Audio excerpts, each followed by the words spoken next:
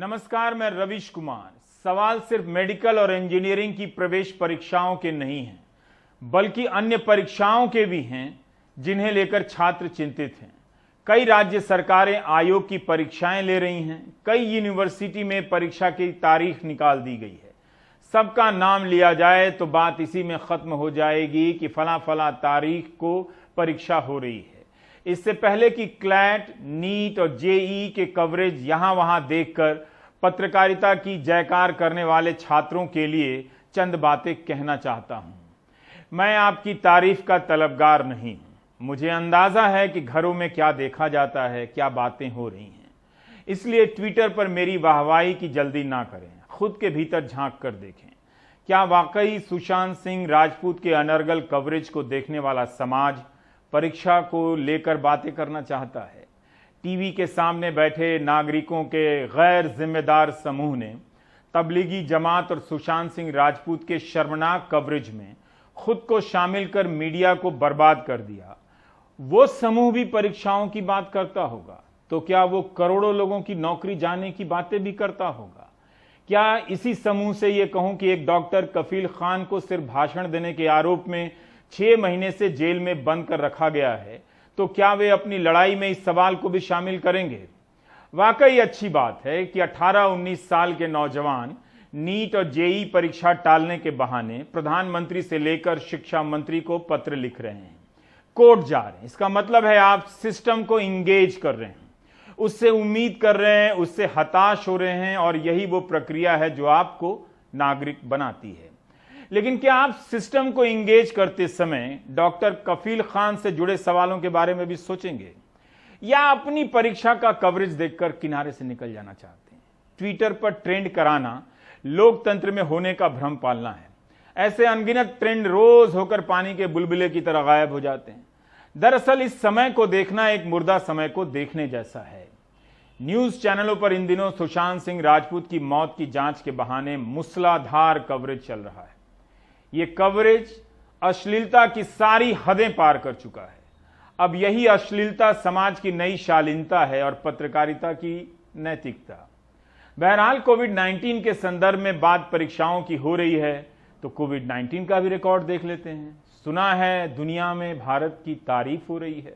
पिछले 24 घंटे में कोरोना के संक्रमण के 75,760 नए मामले सामने आए हैं। पिछले 24 घंटे में ही कोरोना के कारण 1023 लोग मर गए हैं। 2 दिनों से दुनिया में कोरोना से सबसे अधिक मौतें भारत में हो रही हैं। इस महीने 5 दिन दुनिया में सबसे अधिक मौतें भारत में हुई हैं। अब तक भारत में कोरोना के कारण मरने वालों की संख्या 60,472 से अधिक हो चुकी है। 210 दिनों में कोरोना के संक्रमित मामलों की संख्या 33 लाख पार कर चुकी है। WHO के डेटा के हिसाब से पिछले 23 दिनों से भारत में एक दिन में सबसे ज्यादा केस आ रहे हैं दुनिया भर में। बिहार में मेरे तरफ हम गोपालगंज का है, वहाँ बाढ़ आया हुआ है। वहाँ से मेरा सेंटर जो है, मेरा सेंटर गया मिला है, पटना मिला है, और पटना वहाँ से करीब 100 किलोमीटर दूर है। और मेरा एक दोस्त है, उसका 200 किलोमीटर दूर है। सर हम लोग कैसे जा पाएंगे वहाँ?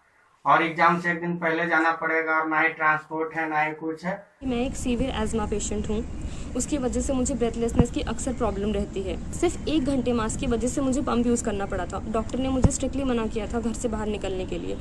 मैं सच में चाहती थी कि मई में ही एग्ज़ाम हो जाए, लेकिन नहीं हुआ। जुलाई में भी नहीं हुआ। अब जब सितंबर में सिचुएशन इतनी ख़राब हो गई है, अब एग्ज़ाम्स हो रहे हैं। मैं जानना चाहती हूँ कि वो स्टूडेंट्स जो कि मेरे जैसे कोरोना पॉजिटिव हैं, उनके लिए आपने क्या ऑल्टरनेट ऑप्शन सोच के रखा है? क्योंकि कोरोना पॉजिटिव मैं अपने आप नहीं हुई हूँ। मैं कॉमेट का एग्ज़ाम देने गई हूँ, उसके बाद मैं कोरोना पॉजिटिव हुई हूँ। एडमिट कार्ड डाउनलोड करना परीक्षा कराने का अकाट्य तर्क कैसे हो गया? यह तो कोई भी चेक करने के लिए डाउनलोड कर लेगा। जिसकी परीक्षा दिसंबर में होगी वो भी आज कर लेगा। क्या उसमें यह भी सुविधा है कि जिन्हें ना परीक्षा देनी हो वे एडमिट कार्ड डाउनलोड ना करें, उनका इम्तिहान बाद में लिया जाएगा? है यह विकल्प? नवंबर 2017 में नेशनल टेस्टिंग एजेंसी बनी थी जो कई तरह की परीक्षाओं का आयोजन करती है। IIT के लिए जेईई, मेडिकल के लिए NEET, national eligibility test, common management test, UGC NET, CSIR NET जैसी कई परीक्षाएं इसके जिम्मे हैं। नेशनल टेस्टिंग एजेंसी ने एक बयान जारी किया है। कहा है कि एडमिट कार्ड लेने के बाद परीक्षा रद्द कराने की कई गुजारिशें प्राप्त हुई हैं। एजेंसी को परीक्षा कराने के पक्ष में भी कई गुजारिशें मिली हैं। दोनों समूह के व्यक्तिगत कारण हैं। इस स्थिति में एनटीए को लगता है कि देश और छात्रों के हित में परीक्षा ना हो, सितंबर में परीक्षा कराने का फैसला किया जाता है। अब इसमें देश हित कहां से आ गया? आजकल हित अहित का फासला सिर्फ देश हित का नाम लेकर मिटा दिया जाता है। वैसे एक एंकर हैं, देश हित के नाम पर इस परीक्षा में सेना को भी ले आए हैं। जब सेना के जवान यहां वहां जा सकते हैं तो ये नौजवान इम्तिहान देने क्यों नहीं जा सकते? ऐसे हाहाकारी ललकारी महामारी एंकर खुद स्टूडियो से बाहर नहीं जाते हैं। Anyway, this is not a English show. जो छात्र परीक्षा नहीं चाहते हैं वे ट्विटर पर ट्रेंड करा रहे हैं, और जो चाहते हैं वो नेशनल टेस्टिंग एजेंसी को लिख रहे हैं। एक बाहर बाहर, एक भीतर भीतर, कितना दिमाग लगाया जाए। एनटीए का परीक्षा कराने के पीछे एक मजबूत पक्ष है, एक एकेडमिक ईयर बचाना। एनटीए ने अपने बयान में कहा है कि अगर परीक्षा आगे टाली गई तो प्राइवेट कॉलेज के छात्रों की तुलना में सरकारी कॉलेज के छात्रों का नुकसान होगा। प्राइवेट कॉलेज के छात्रों को प्रतियोगिता परीक्षा में शामिल होने की जरूरत नहीं है। उन्होंने ऑनलाइन मॉड्यूल शुरू कर दिया है। बात साफ हुई या नहीं हुई कि एनटीए को प्राइवेट कॉलेज और सरकारी कॉलेज में अंतर करने की क्यों जरूरत पड़ी? लेकिन उन्हीं की बात को आगे बढ़ाते हैं। एनटीए की बात से लगता है कि प्राइवेट कॉलेज में प्रवेश परीक्षा के बगैर एडमिशन हो जाता है, कहा भी है, और वहां पढ़ाई शुरू हो जाती है। सवाल है कि हम एक ऐसे सिस्टम से तुलना ही क्यों कर रहे हैं जहां प्रवेश परीक्षा नहीं होती है, यानी जहां इम्तिहान नहीं होते हैं। खैर, एकेडमिक ईयर बचाने के बारे में एनटीए के तर्क पर आ रहे हैं और आ चुके हैं। तो एनटीए ने कहा है कि 24 लाख उम्मीदवारों का एक साल एक एकेडमिक ईयर चला जाएगा। इससे सिस्टम पर दबाव बढ़ेगा। अगर इसे 0 ईयर मान लिया जाए तो फिर हमारा सिस्टम इन छात्रों को कैसे एडजस्ट करेगा? एक सत्र में 2 साल के छात्रों को कैसे एडजस्ट किया जाएगा? बड़ा भारी केमिस्ट्री का सवाल लगता है, जिसे हिंदी में पूछ लिया गया हो। एनटीए का यह भी कहना है कि सुप्रीम कोर्ट ने भी परीक्षा ना कराने की तमाम दलीलों को सही नहीं पाया है। कोर्ट ने भी कहा है कि आखिरकार जीवन तो चलता ही रहेगा, छात्रों के भविष्य को लंबे समय तक अधर में नहीं लटकाया जा सकता है, पूरा एकेडमिक ईयर बर्बाद नहीं किया जा सकता है। एनटीए की यह बात ठीक भी है कि कई राज्यों ने कॉमन एंट्रेंस टेस्ट एग्जाम कराए हैं और करा भी रहे हैं, जैसे असम, ओडिशा, अरुणाचल, तेलंगाना, आंध्र प्रदेश। लेकिन इसका मतलब यह नहीं कि उन छात्रों को इस फैसले से परेशानी नहीं हुई होगी। परीक्षाओं को लेकर छात्र चिंतित हैं। कोविड के समय में परीक्षा कराने की जिद समझ आती है तो कोविड के बहाने नौकरियों की भर्ती के रिजल्ट क्यों रोके जा रहे हैं? ज्वाइनिंग क्यों नहीं हो रही है? आपको यह बात इंग्लिश में समझ में आती है या हिंदी में समझना चाहेंगे? परीक्षा होगी, एनटीए ने परीक्षा के नियम बनाए हैं, वो भी जानना चाहिए। भरोसा दिलाया है कि सामाजिक दूरी बनाए रखने के लिए पूरी व्यवस्था की जा रही है। सभी बच्चों को परीक्षा केंद्र में नया 3 ply face mask, hand gloves दिया जाएगा, जिसे पहनना अनिवार्य होगा। घर से पानी की पारदर्शी बोतल लाने के लिए कहा गया है, क्योंकि सेंटर में पानी की व्यवस्था नहीं की जाएगी, मगर हाथ धोने के लिए पानी की व्यवस्था होगी, तभी तो साबुन से हाथ धोएंगे। सभी छात्रों का परीक्षा केंद्र में घुसने से पहले तापमान लिया जाएगा। जिनका तापमान 99.4 फ़ारेनहाइट से कम होगा, उसी को परीक्षा केंद्र में जाने की अनुमति होगी। जिन्हें बुखार या तापमान ज्यादा होगा, उनके लिए एक अलग कमरे का इंतजाम किया गया है, जिसमें बैठकर वो परीक्षा दे सकेंगे। इसके अलावा एडमिट कार्ड पर पूछा गया है कि क्या छात्र को खांसी, बुखार, सांस में तकलीफ, बदन दर्द है। यह भी पूछा गया है कि क्या वे पिछले 14 दिनों में कोविड के किसी कंफर्म्ड केस के संपर्क में आए हैं। सरकारों को भी लिखा गया है कि परीक्षा की अवधि के दौरान आवाजाही के लिए परिवहन का इंतजाम करें, ताकि छात्र परीक्षा केंद्र तक पहुंच सकें।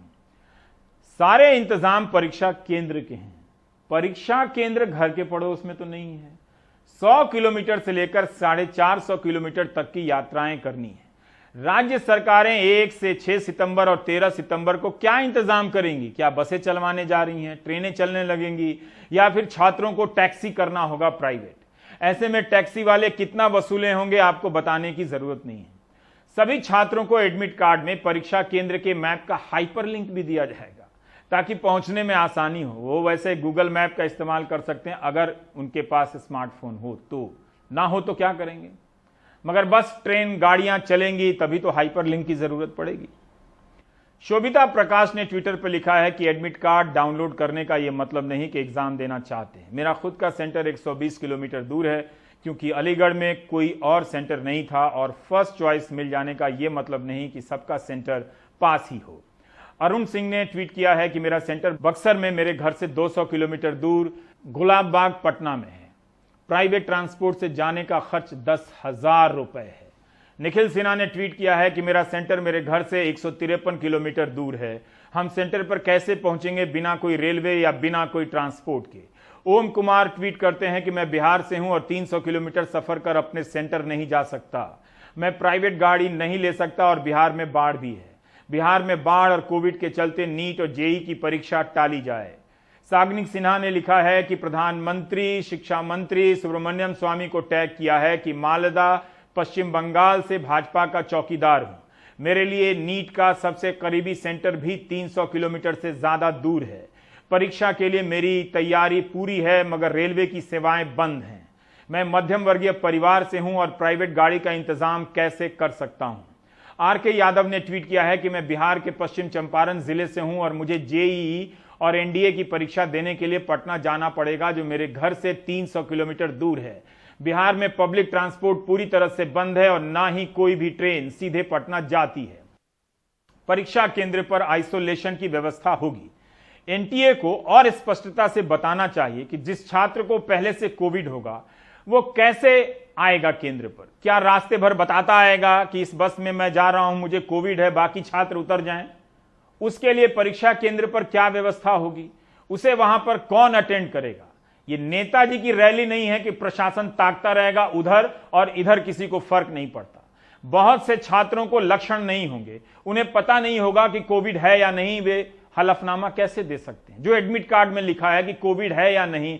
बहुत से छात्र खाड़ी के देशों में रहते हैं, मतलब दुबई, जेद्दा, दोहा, कतर, ओमान, संयुक्त अरब अमीरात से भी हजारों की संख्या में छात्रों को भारत आना है। 13 सितंबर को परीक्षा है। इनमें से कई छात्रों के माता पिता ने केरल हाईकोर्ट में याचिका दायर की, वहां खारिज हो गई तो सुप्रीम कोर्ट गए और सुप्रीम कोर्ट ने 24 अगस्त को इस मामले में केंद्र सरकार को आदेश देने से इनकार कर दिया कि खाड़ी के देशों में नीट के सेंटर बनाए जाएं। कोर्ट ने सरकार से यह जरूर कहा कि वंदे भारत मिशन के तहत हवाई जहाजों में इन छात्रों को प्राथमिकता दी जाए ताकि परीक्षा दे सकें। कोर्ट ने यह भी कहा कि अगर जेईई ऑनलाइन हो सकती है तो अगले साल से नीट की परीक्षा भी ऑनलाइन कराने पर विचार कीजिए। I am a NEET 2020 candidate और अभी फ़िलहाल मैं अपने फैमिली के साथ सऊदी अरेबिया में हूँ। यहाँ पे जेईई एग्ज़ाम के जैसा नीट के इंटरनेशनल सेंटर्स नहीं होते, इसलिए I choose my centre is Mumbai. But due to corona मैं अभी मुंबई नहीं पहुँच सकती हूँ because all the international flights have been cancelled. और जो वंदे भारत की इमरजेंसी इवैक्यूएशन फ्लाइट्स है वो हम रेसिडेंशियल परमिट होल्डर्स के लिए अवेलेबल नहीं थे। और जो सुप्रीम कोर्ट ने इंस्ट्रक्शंस दिए थे कि हमारे स्टूडेंट्स को एग्ज़ाम देने के लिए आने दिया जाए, तब उसके बाद से वंदे भारत की कोई भी फ़्लाइट अवेलेबल नहीं है जिस टाइम स्पैन में मुझे वहाँ आना ज़रूरी है। इस बारे में जब एनटीए को ईमेल लिखा था मैंने, तो उन्होंने अप्रोप्रिएटली उसका रिस्पॉन्स भी नहीं दिया। इस बीच कल शाम देश के कॉलेजों और विश्वविद्यालयों से करीब 150 प्रोफेसर, असिस्टेंट प्रोफेसर और अध्यापकों ने प्रधानमंत्री को जेईई और नीट की परीक्षा कराने के समर्थन में पत्र लिखा। क्या ये परीक्षा देने जा रहे थे जो इन्होंने पत्र लिखा? एनीवे, इग्नू के professor CB Sharma, Delhi university के डॉक्टर एमएम रहमान, एएमयू से डॉक्टर महेंद्र जिंदल, लखनऊ यूनिवर्सिटी से डॉक्टर सीडीआर पांडे और अन्य संस्थानों के अध्यापकों से समर्थन प्राप्त। इस पत्र में लिखा गया है कि पिछले 5 महीनों में कोविड के कारण हमारे देश और समाज को काफी धक्का लगा है और हम कोविड के साथ रहना सीख रहे हैं। Very nice. इस दौरान सरकार द्वारा उठाए गए कदमों से हम आम जिंदगी की ओर लौट रहे हैं, मगर छात्रों और युवाओं के करियर और भविष्य पर शंका के बादल मंडरा रहे हैं। लाखों छात्रों ने 12वीं की परीक्षा पास कर ली है, आगे बढ़ना चाहते हैं। सरकार और कोर्ट ने अपना फैसला सुना दिया है और नीट और जेईई की परीक्षा को और टालने से छात्रों का कीमती साल बर्बाद हो जाएगा। लाखों छात्रों के भविष्य के साथ ऐसे खिलवाड़ नहीं की जा सकती है। बुधवार को गाजीपुर से एक छात्र ने मुझे लिखा कि 6 सितंबर को नेशनल डिफेंस एकेडमी की परीक्षा है। गाजीपुर से इलाहाबाद आने के लिए प्राइवेट टैक्सी वाला 7,000 रुपये मांग रहा है। पिता की 1 महीने की कमाई भी इतनी नहीं है। विपक्षी दलों की सरकारें नीट और जेईई की परीक्षा रद्द करने की मांग कर रही हैं, मगर उनकी सरकारें भी अपने यहाँ अलग अलग परीक्षाएं करा रही हैं। राजस्थान लोक सेवा आयोग की परीक्षा हो रही है, चाहे केरल हो या उत्तर प्रदेश हो या कोई भी राज्य हो। तालाबंदी के नाम पर करोड़ों लोगों का बिजनेस बर्बाद कर दिया गया, नौकरियां खत्म हो गई, मगर इन सब मामलों पर हमारी सरकारों से एक नियम नहीं बन सका कि परीक्षाओं को लेकर हम ढंग का सबके लिए मान्य नियम बना सकें। कोई वैकल्पिक व्यवस्था नहीं बन सकी। हमारे साथ फैज़ान मुस्तफ़ा साहब हैं और देश के वरिष्ठ वाइस चांसलर में से एक हैं या वरिष्ठतम हैं, इनसे सीनियर शायद ही कोई हो। फैज़ान साहब, आप क्लैट की परीक्षाओं से भी जुड़े रहे हैं। मसला सिर्फ नीट और जेईई का नहीं है। राजस्थान में देखिए लोकसभा आयोग परीक्षा ले रहा है, हरियाणा में हर जगह कई तरह की परीक्षाएं हो रही हैं। पर एनटीए जो नेशनल टेस्टिंग एजेंसी है, उसने परीक्षा के समर्थन में एक बयान जारी किया है और उस बयान में काफ़ी सुचिंतित तरीके से लिखा है कि वो एकेडमिक ईयर बचाना चाहते हैं छात्रों का। 0 ईयर हो जाएगा तो नुकसान होगा। मैं आपसे इस मसले पर समझना चाहता हूं कि क्या वाकई में एकेडमिक ईयर का नुकसान होगा या 0 ईयर का से नुकसान हो जाएगा, 0 ईयर हो जाएगा? धन्यवाद रवीश। मुझसे सीनियर 2-3 लोग होंगे जरूर, लेकिन ये कि जो हमारे नेशनल लॉ यूनिवर्सिटी का कंसोर्शियम है उसमें मैं सीनियर मोस्ट हूं, लेकिन सारी प्राइवेट और गवर्नमेंट यूनिवर्सिटीज मिलाएंगे तो 2-3 लोग शायद होंगे सीनियर। देखिए रवीश, हम बहुत से मिथ्स में रहते हैं। जैसे एक मिथ हमारे यहाँ ये है कि साहब समानता का अधिकार है, लेकिन हमें नहीं मालूम कि रियलिटी में ये सबके लिए एक सी बात नहीं होती। ये बात होती है कि जो लोग समान हैं उनको समानता का अधिकार है, यानी equals are to be treated equally. Unequals और इक्वल्स को हम एक साथ ट्रीट नहीं करेंगे। मिथ है जैसे कि democracy is a government of the people for the people by the people. आपको मालूम है कि पीपल से डेमोक्रेसी का कोई ताल्लुक नहीं। इसी तरीके से ये एक मिथ है कि सेमेस्टर 6 महीने का होता है। वास्तव में 6 महीने के सेमेस्टर नहीं होते, बल्कि अगर आप यूजीसी के रूल्स में भी जाएं तो यूजीसी ये एक्सपेक्ट करती है कि एक यूनिवर्सिटी में 180 वर्किंग डेज होंगे साल भर में, यानी 50% से कम। और सारे वर्किंग डेज में रवीश क्लासेस नहीं होती। यहां जब हम एकेडमिक ईयर बचाने की बात कर रहे हैं तो हमें यह देखना चाहिए कि क्लासेस कब से हम शुरू करें, कब इम्तहान लें और कब सेशन खत्म हो। तो आम तौर से अगर आप देख लें आईआईटी का, नेशनल लॉ यूनिवर्सिटीज का, मेडिकल काउंसिल का भी जो सेमेस्टर का साइज है वो 14 से 16 वीक तक का होता है।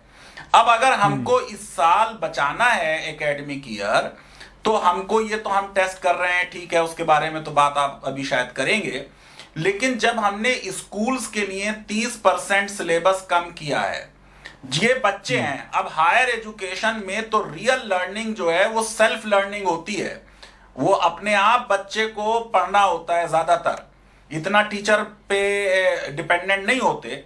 तो अगर हम इसको 12 हफ्तों का सेमेस्टर इस बार कर दें और हम दिसंबर, जनवरी, फरवरी में 3 महीने का सेमेस्टर हो गया, 15 दिन हम एग्जाम का ले लें, फिर 15 फरवरी से 15 मई तक हमारा दूसरा सेमेस्टर हो गया, फिर 15 दिन हम एग्जाम का ले लें, तो आपका 30 जून को बड़ी आसानी से ये एकेडमिक ईयर खत्म हो जाएगा और नेक्स्ट एकेडमिक ईयर शुरू हो जाएगा।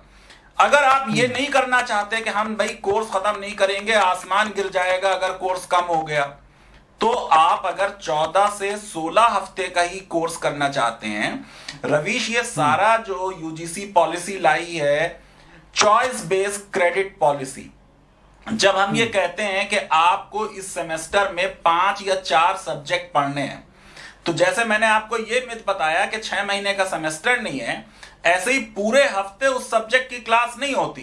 अगर 3 क्रेडिट का कोर्स है तो उसके हफ्ते में 3 घंटे की पढ़ाई होगी। 4 क्रेडिट का कोर्स है तो हफ्ते में 4 घंटे की पढ़ाई होगी। आप इस बार उसको बढ़ा लीजिए, आप ज्यादा पढ़ा दीजिए उसमें, तो वो आपके उतने ही 12 वीक में आप 16 वीक का कोर्स पढ़ा सकते हैं। अगर 3 क्रेडिट कोर्स है उसके आप 4 पीरियड हर हफ्ते लगा दें, या 4 क्रेडिट का कोर्स है 5 घंटे हर हफ्ते लगा दें, तो बहुत पॉसिबिलिटीज हैं रवीश इसमें एकेडमिक ईयर बचाने की। मुझे ये लगता है कि ये जो बच्चों के वकील गए थे सुप्रीम कोर्ट नीट को और जेई को रुकवाने, इन्होंने कोर्ट के क्वेश्चंस एंटीसिपेट नहीं किए। जस्टिस अरुण मिश्रा का कंसर्न सही था कि भाई साल बच जाए और लाइफ नॉर्मलसी पे आ जाए, क्योंकि उसमें बहुत लोगों ने कहा कि लाइफ नॉर्मलसी पे कहां है, ना फ्लाइट है, ना ट्रेन है, ना होटल्स खुले हुए हैं, ना सुप्रीम कोर्ट, और खुद भी कोर्ट ऑनलाइन है, और पार्लियामेंट जो है वो भी काम चंद घंटे करेगी और इस तरीके से करेगी, उस तरीके से करेगी, असेंबलीज 2-2 दिन काम कर रही हैं। तो बहरहाल वो तो अलग बात है, लेकिन मैं ये समझता हूं कि अभी एकेडमिक ईयर 0 होने की पॉसिबिलिटी नहीं है। एकेडमिक ईयर भी बचाया जा सकता है और बच्चों की जो एंजाइटी है और जो उनके हेल्थ के कंसर्न्स हैं उन्हें एड्रेस किया जा सकता है। सांप भी मर जाएगा, लाठी भी नहीं टूटेगी। जी फैजान साहब, ये भी एनटीए ने अपने स्टेटमेंट में कहा है कि अगर आप इस साल एग्जाम ना लें तो एक एकेडमिक ईयर का नुकसान होगा, और एक साल में अगले साल आपको 2 एकेडमिक ईयर के बच्चों को पढ़ाना होगा, जिसके लिए सिस्टम को तैयार नहीं है, मतलब काफी स्ट्रेस बढ़ जाएगा। देखिए, इस तरह ये भी एक मिथ है, या ज्यादातर लोग इन बातों को नहीं समझते हैं इसलिए ये लिख दिया जाता है? उन्होंने भी तो कुछ सोचा होगा ना। नहीं, मुझे नहीं मालूम कि एनटीए ने इसमें क्या सोचा, लेकिन रवीश हम लोग पढ़ते रहे हैं। मैंने अपने अक्सर एग्जाम्स अक्टूबर में दिए हैं और वो एकेडमिक ईयर नहीं हुआ। आपको मालूम है, आप खुद अपना जो यूनिवर्सिटीज के प्रोग्राम कवर करते रहे हैं, पूरी सीरीज चलाई थी कि जो 3 साल के कोर्स हैं वो 5-5 साल में हो रहे हैं बिना 0 ईयर हुए। ये एक्स्ट्रा ऑर्डिनरी सिचुएशन है रवीश। कितने सुप्रीम कोर्ट के जजमेंट्स हैं जिसमें सुप्रीम कोर्ट ने यह कहा है अगर कोई प्रेसिंग इमरजेंसी है तो जो लास्ट डेट एमसीआई ने एडमिशन की दी है 30 सितंबर, उसके बाद एडमिशन हुए हैं, उन एडमिशंस को कोर्ट्स ने अप्रूव किया है। क्या इसमें कोई डाउट है रवीश कि ये एक इस साल प्रेसिंग ग्लोबल इमरजेंसी है? और अगर इमरजेंसी है तो आसमान नहीं टूटने वाला है अगर बच्चों की पढ़ाई दिसंबर से शुरू हो जाए, या जैसे उद्धव ठाकरे कह रहे हैं कि जो ये बात हो रही है ना कि हम 2 बैच एक साथ नहीं चला सकते, वो भी चलाए जा सकते हैं। आपको हॉस्टल में अकोमोडेशन देखनी पड़ेगी, और ये हो सकता है कि एक बैच जनवरी से चले और एक बैच अगले साल जुलाई अगस्त से चल जाएगा। ऐसी कोई खास बात नहीं है ये। पर आप क्या, तमाम क्लैट की परीक्षा हो रही है, एनडीए की परीक्षा हो रही है, नीट की हो रही है, जेई की हो रही है, और भी कई तरह की परीक्षाएं इस देश में निकाल दी गई हैं। आपकी क्या राय है कि ये परीक्षाएं होनी चाहिए? जो छात्रों की चिंताएं हैं कि एक तो वो डिस्टेंस को लेकर वो काफी चिंतित हैं कि 400 किलोमीटर की दूरी कैसे तय करेंगे, फिर उस शहर में कहां रुकेंगे, कहां खाने जाएंगे, ये सारे सवाल हैं। तो इस संदर्भ में क्या परीक्षा होनी चाहिए? रवीश देखिए, मैं ये समझता हूं कि आसमान नहीं टूटने वाला अगर परीक्षा 1 महीना पोस्टपोन हो जाए।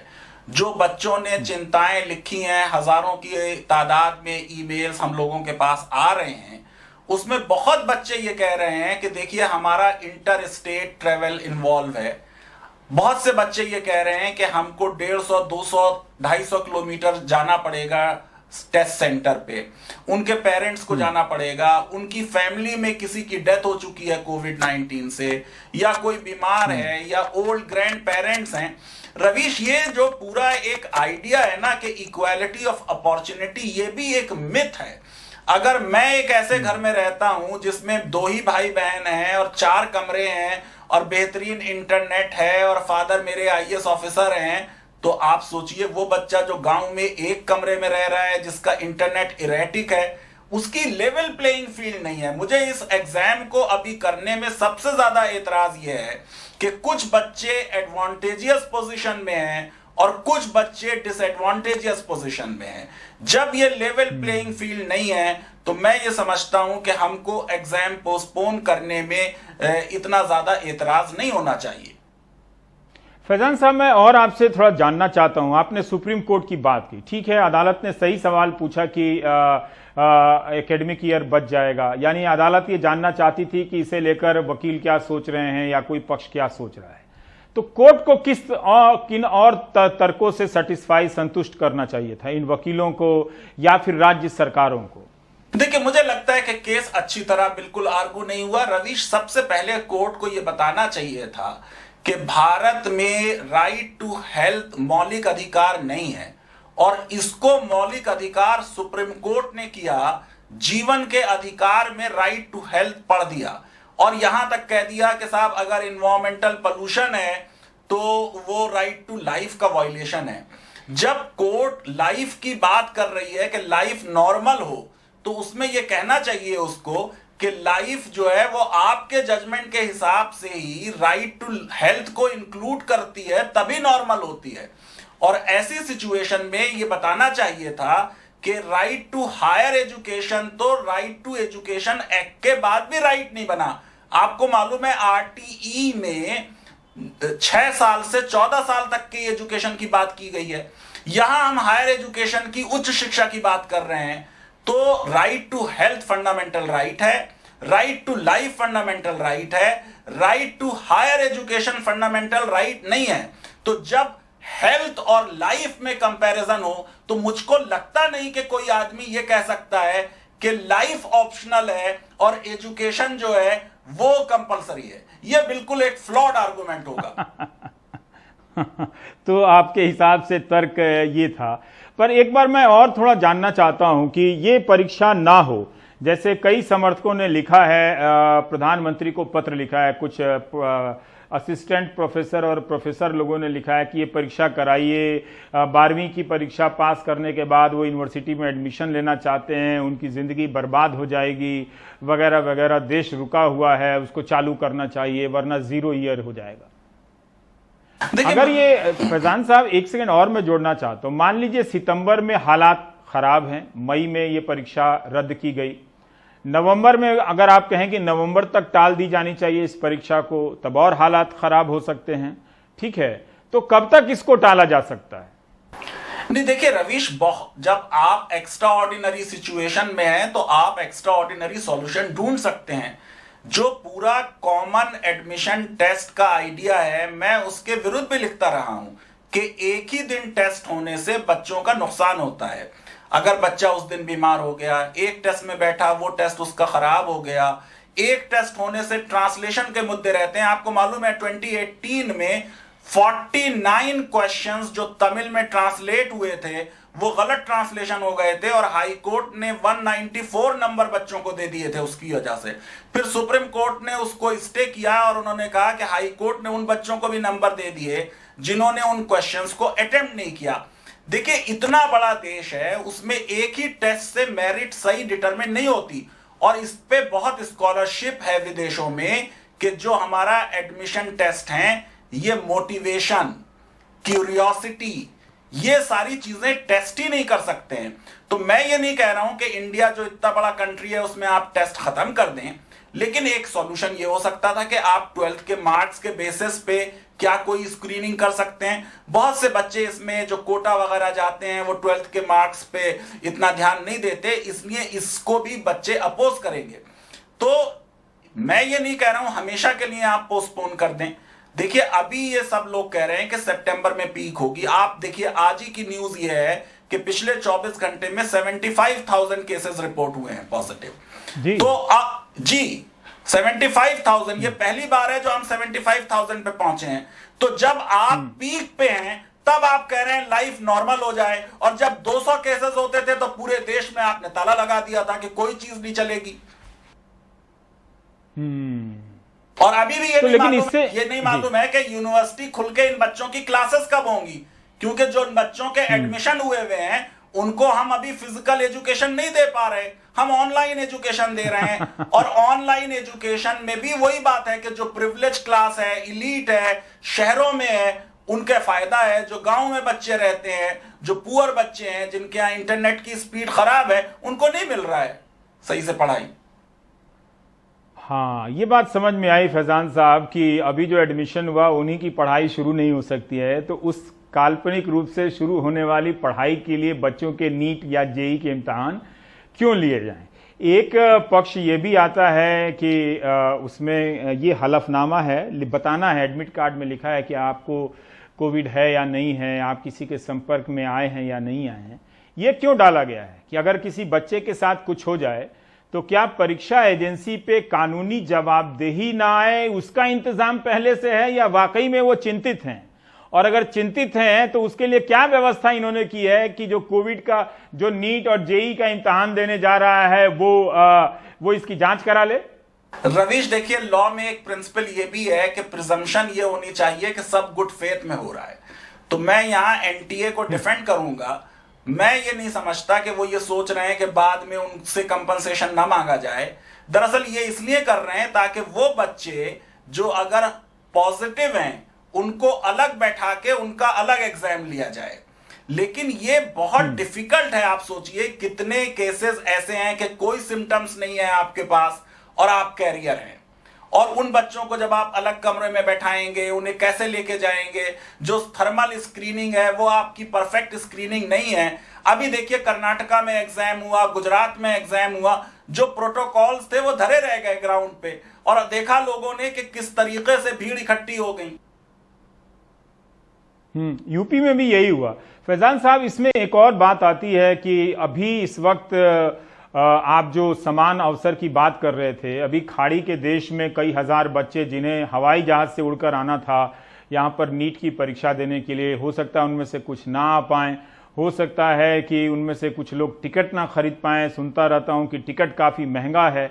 उनके लिए सरकार अगर अलग से जहाज भेज दे अलग अलग चारों तरफ से और तो अलग बात है, लेकिन अगर खुद से आना है तो उन्हें तो समान अवसर नहीं मिल रहा है। दूसरी बात मैं ये जानना चाहता हूं कि मानसिक परेशानी की इस वक्त जो छात्र परेशान हैं, क्या वो कोई फैक्टर नहीं होगा रवीश इस परीक्षा के बारे में निर्णय लेने में? जो लोग भी निर्णय ले रहा है, क्या उन्हें इस बात का ध्यान नहीं रखना चाहिए था कि छात्रों को इतनी एंजाइटी हो गई है तो उसे एड्रेस किया जाए? रवीश, ये जो विदेशों में लोग हैं ये एक दो नहीं है, 30-35 हजार बच्चों को आना है। हमारे बच्चे हैं, हमारे यहाँ एग्जाम देना चाहते हैं। आपको मालूम है कि ये जो फ्लाइट्स चल रही हैं वंदे भारत प्रोग्राम में, ये बहुत कम है, ये महंगी हैं। उन्हें आके यहाँ क्वारंटाइन करना है, फिर क्वारंटाइन करने के बाद उनको एग्जाम देना है। तो मैं ये समझता हूं कि हम जब जेईई का एग्जाम जो है वो ऑनलाइन कर रहे हैं उन देशों में, तो इतने बड़े हम डिजिटल लीडर हैं, हम नीट का एग्जाम क्यों नहीं कर सकते ऑनलाइन? जो विदेशों में बच्चे हैं उनके लिए एम्बेसी में इंतजाम क्यों नहीं किया जा सकता कि वो वहीं पे एग्जाम दें? अगर आपका पेपर और पेन एग्जाम नहीं है तो कहीं से भी दे लीजिए आप वो एग्जाम।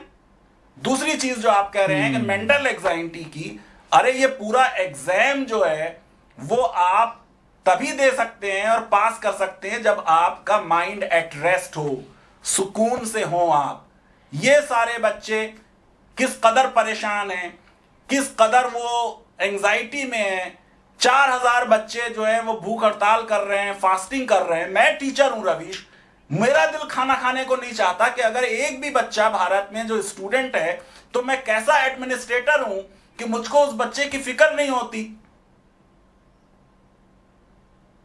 अच्छा, जो बच्चे इस सब चीजों में नहीं हैं, उनको भी अनसर्टेनिटी है कि एग्जाम होगा या नहीं होगा।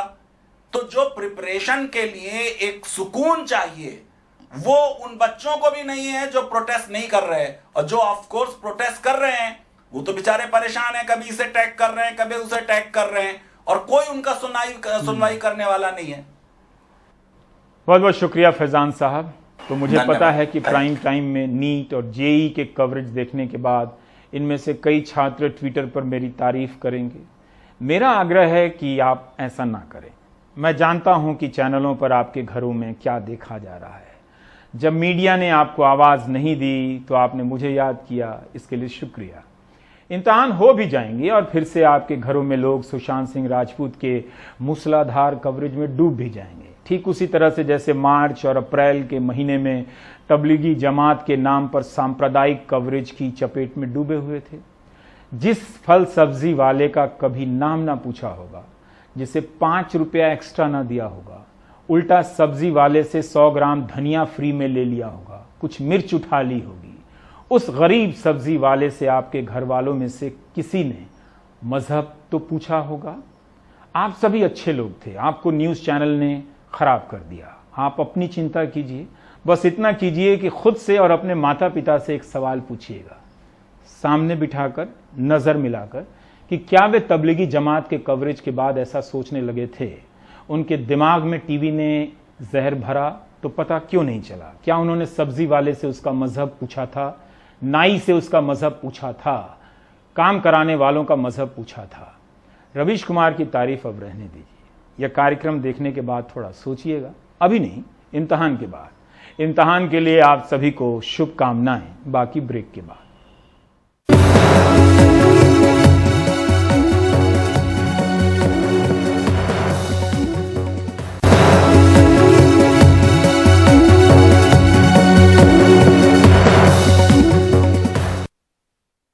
मध्य प्रदेश से अनुराग द्वारी की ये स्टोरी हैरान करने वाली है। हैरान इसलिए कि वहाँ की सरकार के पास गायों को खिलाने के लिए पैसे नहीं हैं। अब आप सोचिए कि जिस राजनीति में इंसान से ज़्यादा गायों को महत्व दिया गया, उस राजनीति के तहत भी गायों के लिए पैसे नहीं हैं। ये कैसे हो सकता है? गायों को कितनी तकलीफ से गुजरनी पड़ रही है, इस पर कोई क्यों नहीं सोच रहा है अनुराग के अलावा? भाई साहब, ये 1 रुपये 60 पैसे का चारा दे देंगे? ये कितने का है? नहीं भैया, 5 रुपये बोला जाता है। 5 रुपये का एक गोला है ये 5, लेकिन 5 रुपये का, ये 5 रुपये का है। हाँ। तो 1 रुपये 60 पैसे का इसमें से कुछ आएगा? नहीं, कुछ नहीं आता 1 रुपये 60 पैसे का। मुझे गलत मत समझिए, मध्य प्रदेश की जो गौ हितैषी सरकार है उसको लगता है कि 1 रुपये 60 पैसे के चारे में प्रतिदिन किसी गाय का पेट भरा जा सकता है, लेकिन यहाँ जो एक छोटा गट्ठर भी आता है वो तकरीबन 5 रुपये का है। एक से दूसरी गौशाला। हमने सोचा शायद शहर के बाहर इस गौशाला में ऐसा कोई चमत्कार होता हो कि 1 रुपये 60 पैसे में गाय का पेट भर जाए, लेकिन निराश हुए।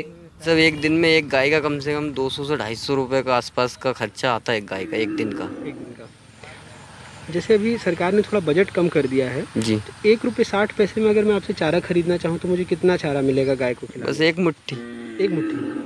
एक मुट्ठी भी ज़्यादा हो गया वो तो मेरे हिसाब से तो। तो इतने में क्या बछिया का भी एक वक्त का पेट भरेगा? एक टाइम का भी, 1 घंटे की भूख भी नहीं भागेगी उसकी उससे तो। गायों के लिए संशोधित बजट ने गौ प्रेमियों को भी हैरत में डाल दिया है। कुछ भी नहीं हो सकता भाई साहब, ये तो समझ लो मजदूर जो इनकी सेवा करता है उसकी तनख्वाह भी 1 रुपये 60 पैसे में कैसे होगी? नहीं हो पाएगा, पेट भी नहीं भर पाएगा। दरअसल राज्य सरकार ने अपनी लगभग 1300 गौशालाओं में रहने वाली 1,80,000 गायों के लिए 11 करोड़ रुपए के बजट का आवंटन किया है, यानी प्रति गाय लगभग 1 रुपये 60 पैसे प्रतिदिन, जो पहले लगभग 20 रुपये था। पिछले वित्तीय वर्ष में पशुपालन विभाग का बजट था 132 करोड़ रुपए, लेकिन 2020-21 में हो गया सीधे 11 करोड़ रुपए, यानी लगभग 90% की कटौती। बजट तो आगे पीछे होते रहता है। ये देखिए 132। हाँ, ये तो मैं भी मतलब पर बता रहा, ये क्या आगे पीछे होता रहता है। हाँ। मंत्री जी से जब चर्चा हुई है तो हम लोग कभी कमी नहीं आने देंगे, आश्वासन दिया मंत्री जी ने। गौशाला कमलनाथ जी ने 101,000 से भी ज़्यादा बनवा दी, और गो रक्षा के नाम पर लोगों की हत्या करने वालों ने 1 रुपया 30 पैसा पर गाय पूरे साल भर के घास के प्रोविज़न रखा। 2 माचिस भी नहीं आती है। ये बात आपको बुरी लग सकती है, लेकिन गौरक्षा के नाम पर मरने मारने की बात कहने वाली जनता ने भी गाय के नाम पर दान देने के लिए सिर्फ 22,000 रुपए अपने बटुए से निकाले हैं। मध्य प्रदेश में चाहे कांग्रेस सत्ता में आए चाहे बीजेपी, बेचारी गाय भी जान चुकी होगी कि काऊ बेल्ट के लोगों की तरह उनके हालात बदलने वाले नहीं हैं। गाय और गौशाला सिर्फ चुनावी मुद्दे ही बने रहेंगे। भोपाल से कैमरा पर्सन रिजवान खान के साथ अनुराग द्वारी, एनडीटीवी इंडिया।